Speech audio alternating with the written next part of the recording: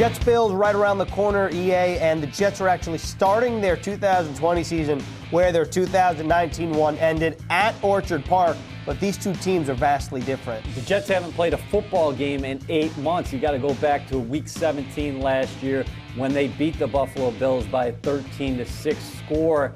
Jets GM Joe Douglas completely revamped this roster. Both teams experienced a virtual spring and then no preseason games in the summer. So a lot of unknowns despite these two teams being familiar foes. And no fans in the stands, of course. But for the Bills, they got a new toy on the outside in the offseason for Josh Allen. That's former Vikings receiver Stephon Diggs. I think you can make the argument that this is a top 5 wide receiver unit in the National Football League. John Brown had over 1,000 yards receiving last season. Cole Beasley is a good target in the slot. You add Diggs to the mix. He had 8 catches of over 40 yards, 20 catches of over 20 yards. So the Jets have to mix up their coverages on the outside and get big games from people like Bless Austin, Pierre Desir, Brian Poole, and of course the safeties.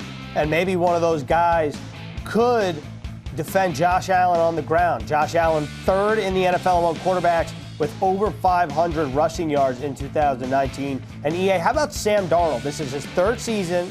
This is his 2nd with head coach Adam Gase. What can Jets fans be expecting in Week 1? Well, everybody was talking about all off-season about the speed that he's moving with because he's comfortable with the offense. And the Jets are really happy what they have at the skill positions. Behind him, Le'Veon Bell and Frank Gore. At the tight end position, Sam Darnold's getting one of his top targets back in Chris Herndon. He is a game changer, Adam Gase said. And at the receiver position, we know Jamison Crowder, dynamic in the slot. On the outside, you have some explosive burners in veteran Brashad Perryman and rookie Denzel Mims. Chris Hogan had a very good camp as well. And then we're leaving behind perhaps the lead of the entire offseason, the rebuilt offensive line in front of Sam Darnold. That line is not only going to help him, but it's going to help Le'Veon Bell. Let's see if the Jets can get some balance in Buffalo.